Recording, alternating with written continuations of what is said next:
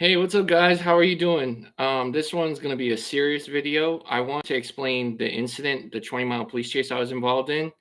Um, I saw something called Follow the Cabal. It was very satanic, and I uploaded it to my Facebook, the 10 clips. The very next day, I was listening to WR1 5.7, which is a radio station in Boston, and they were watching my live after I was listening to the 80s music. I love 80s. Anyway, basically the radio host told me that my neighbors were spies and that someone was coming to hurt my family and my house was bugged and had been listening in on me. Well, the only thing I cared about at that time was protecting my family. So I got into the van, and unfortunately, while I was driving, it looked like regular cars were going to ram us off the road or attempting to ram us off the road. So I was in a fight or flight moment. I didn't know who to trust, and I didn't trust the police. I thought there's good cops and bad cops, which is probably the truth. But unfortunately, because I didn't pull over, they threw the spikes and popped my tire. By the way, I did not throw my wife at the time out the car. I was driving. That's not possible. I was behind the wheel. She got out. She wanted to help our family. I understand that. I'm not mad about that. But what I am mad about is defamation of character. These articles, these news articles saying that I threw her out of the car. I did not. That's the facts. So anyway, I went to jail at Suffolk County, whatever it's called. And I was there for 7 months. Well, as soon as I got out, I actually contacted WRR 105.7. At first, they responded because maybe they didn't know who I was, even though my Facebook, my real name. Anyway, so they responded and they said, yes, we are the same host or, crew or whatever from the incident. And I said, do you guys remember? And I said the exact incident date. And guess what?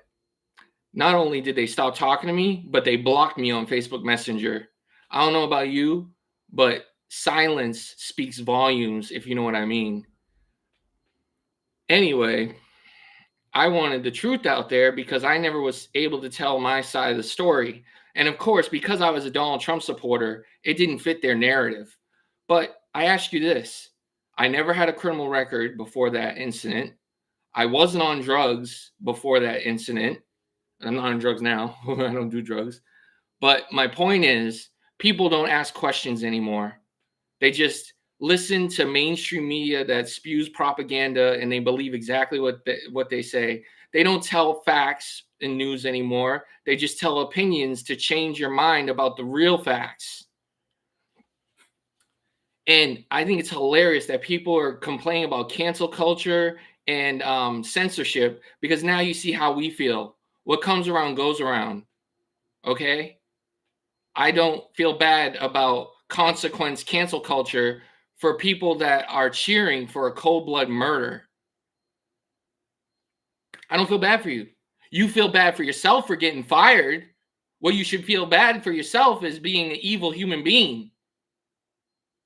It wasn't even about his politics or religion or race. It was about freedom of speech.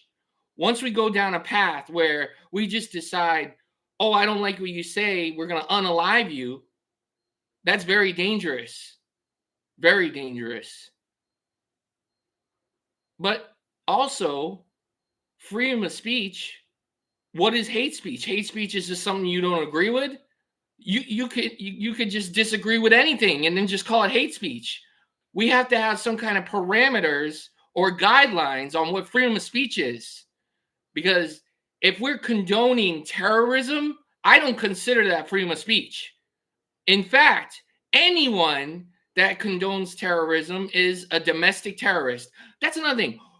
Why do you think they said protect you from foreign and domestic terrorists? Why do we act like domestic terrorists don't exist?